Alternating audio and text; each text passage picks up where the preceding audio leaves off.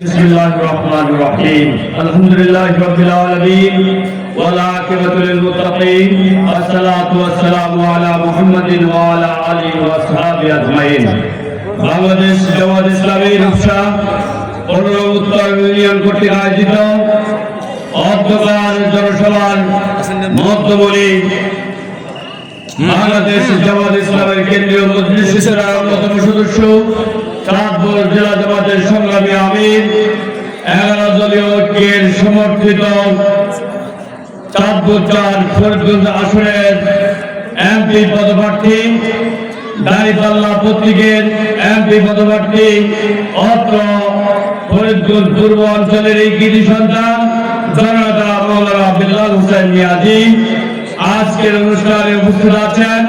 সম্মানিত সভাপতি, বিশেষ অতিথিবৃন্দ, সম্মানিত সাংবাদিক বন্ধুগণ, সংগ্রামী ফরিদগঞ্জ পুরসভাবাসী, আসসালামু আলাইকুম ওয়া রাহমাতুল্লাহ।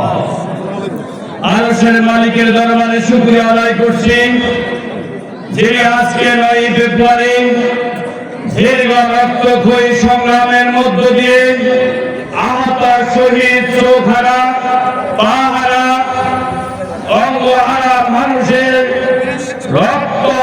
রক্তস্নাত সংগ্রামের মধ্য দিয়ে 1 জুলাই বিপ্লব সংগঠিত করে 1 বছর 3.5 মাস অতিক্রম করে এরপর একটি ভোটাধিকারের একটি পরিবেশ দান করেছেন। সেই পরিবেশ বাস্তবায়নের প্রচারণার সর্বশেষ দিন আজ। এ পর্যন্ত আমরা বুঝতে পেরে আরশের মালিকের দরবারে শুকরিয়া আদায় করে পড়েছি, আলহামদুলিল্লাহ। রাসূল সাল্লাল্লাহু আলাইহি ওয়াসাল্লামের প্রতি দরুদ ও সালাম। জুলাই শহীদ সকল শহীদদের কামে আপনার রূহে মাগফিরাত কামনা করে আলোচ্য বিষয়ের কথা বলছি। সংগ্রামী রূপসাবাসী, 29 বছর ইনসাফের প্রতীকের পক্ষে রায় দিতে পারি নাই। দীর্ঘ একটি সময় জোটবদ্ধ আন্দোলন ছিল। বেশিরভাগের 16 বছর আন্দোলনের কারণে এদেশের মানুষ তার অধিকার ফিরে পায়নি, ভোটাধিকার প্রয়োগ করতে পারে নাই। বাংলাদেশ জামাত ইসলামীর নেতৃত্বে আজকে 11 দলীয় ঐক্য গঠিত হয়েছে।